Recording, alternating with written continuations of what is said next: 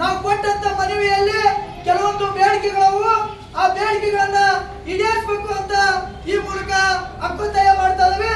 ಆ ಬೇಡಿಕೆಗಳು ಯಾವಪ್ಪ ಅಂದ್ರೆ ರೈತರ ಸಾಲ ಸಂಪೂರ್ಣ ಮನ್ನಾ ಮಾಡಬೇಕು ಮತ್ತು ಗೃಹಲಕ್ಷ್ಮಿ ಹಣ ಸರಿಯಾದ ಸಮಯಕ್ಕೆ ಬಿಡುಗಡೆ ಮಾಡುವುದು ಮತ್ತು ರಾಣೆಬೆನ್ನೂರು ನಗರದಲ್ಲಿ ಇರುವ ಸರ್ಕಾರಿ ಆಸ್ಪತ್ರೆಯಲ್ಲಿ 2010 ಮತ್ತು 2016 ನಡೆದ ಅನಾರೋಗ್ಯ ಮಹಿಳೆಯರ ಗರ್ಭಕೋಶದ 9 ವರ್ಷದ ಹೋರಾಟ ಇದೆ. ಆ ಹೋರಾಟದ ಇದರಲ್ಲಿ ಆರ್ಥಿಕ ನೆರವನ್ನ ಬಜೆಟ್ ನಲ್ಲಿ ಘೋಷಣೆ ಮಾಡಬೇಕು. ರಾಣೆಬೆನ್ನೂರು ನಗರದಲ್ಲಿ ಜನಸಂಖ್ಯೆ ಅತಿ ಹೆಚ್ಚು ಇರುವುದರಿಂದ 2 ಪೊಲೀಸ್ ಸ್ಟೇಷನ್ ಮತ್ತು ನಾವು ತಾಲೂಕಾ ದಂಡಾಧಿಕಾರಿಗಳ ಮುಖಾಂತರ ಮನವಿಯನ್ನ ಸಲ್ಲಿಸಿದ್ದೇವೆ.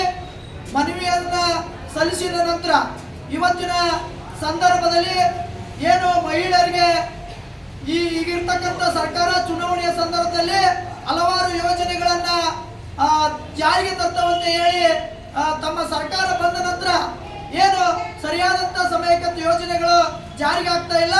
ದಯಮಾಡಿ ಗೃಹಲಕ್ಷ್ಮಿ ಹಣ 4-5 ತಿಂಗಳು ಬಂದಿಲ್ಲ, ಇನ್ನೂ ಆದ್ರೂ ಬಂದಿಲ್ಲ. ಅದೇ ಮುಖಾಂತರ ಗೃಹಲಕ್ಷ್ಮಿ ಹಣ ಸರಿಯಾದಂತ ಸಮಯಕ್ಕೆ ಕೊಡಬೇಕು ಮತ್ತು ಏನು ರೈತರ ಸಾಲ ಸಂಪೂರ್ಣ ಮನ್ನಾ ಮಾಡಬೇಕು.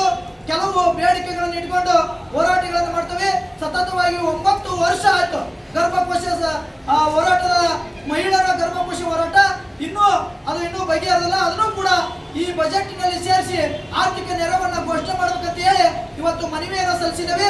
ದಯಮಾಡಿ ಸರ್ಕಾರ ಎಚ್ಚೆತ್ತುಕೊಂಡು ಸರಿಯಾದಂತ ಸಮಯಕ್ಕೆ ತಾವು ಯೋಜನೆಗಳನ್ನು ಏನ್ ತಂದಿರಿ ಪಂಚ ಯೋಜನೆಗಳನ್ನ ಅದನ್ನ ಸರಿಯಾಗಿ ಮೂಲಭೂತ ಸೌಕರ್ಯಗಳು ಸಿಗುವಂತ ವ್ಯವಸ್ಥೆಯಲ್ಲಿ ಸರ್ಕಾರ ನಡೆದುಕೊಳ್ಬೇಕು.